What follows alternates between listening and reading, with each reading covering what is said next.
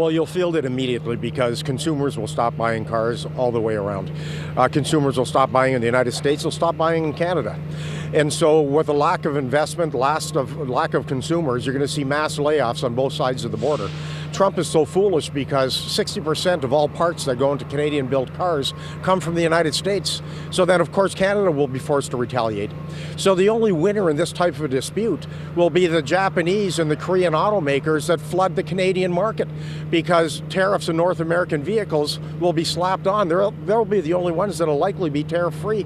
So when I hear today that Andrew Scheer, the head of the Conservative Party in Canada, sent a letter to Trudeau to say convene Parliament so that we can rush through the TPP, it tells me he doesn't have a stitch of economic sense. It tells me he doesn't understand the industry. It tells me today he may be the most foolish man in Canada because all that does is says to Canadians, look, don't buy any vehicles that are built, buy more vehicles that are built in Japan. Mm-hmm. Buy more vehicles that are built from Korea because we're going to be in one heck of a war on both sides of the border. And of course, the layoffs would be immediate, you note, and a lot of them, I imagine, would be right here at the GM facility in Oshawa. Well, we are deeply concerned. I mean, the last set of negotiations in 2016, we pushed General Motors to put a major investment in this plant. And so here we are today for the first time in over a decade building pickup trucks to complement the cars. So here everything is heading in the right direction. They've hired hundreds of people. Things are on the upswing.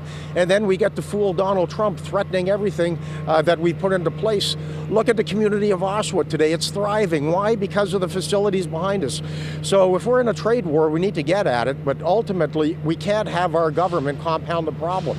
When Andrew Scheer is saying, let's ratify TPP, while we have no access to the Japanese market and we're going to push them to sell even more in Canada, what a fool. The Japanese dump 180,000 vehicles a year here in Canada. We ship 200. And Andrew Scheer wants to make it worse. Like, is he not thinking at all today? So just to focus on the tariffs, though, for now, is there a concern, though, that we're already kind of feeling the impacts even without the tariffs in place? Because I've heard from a couple workers at this plant already that we may not be getting more work, more contracts because, the mothership back in Detroit may not want to send work to the Canadian plants on the risk that those tariffs could make it not make economic sense. Well, the automotive companies are saying to Donald Trump, don't do this. Because of the intricated industry that we have, it's gonna clobber workers on both sides of the border. So General Motors, Ford, Chrysler, nobody is going to invest, frankly, in Canada or the United States until this is fixed. Listen, I know these companies well. They are not under any circumstance going to bow to Trump, and they are not going to support stupidity. So they are not going to fold, they're not going to bend, they're not going to say, okay, you're putting our industry at risk, so we're going to reward you. It just doesn't make any sense. I know them well enough to know that they don't play well in the sandbox. But of course, the precedent kind of suggests that even if that logic is perfectly sound, that we could see this Trump administration move forward on these tariffs anyway. How likely do you think it is that it's a realistic situation where sometime in the not too distant future, these tariffs will be in place and we'll have to deal with the fallout?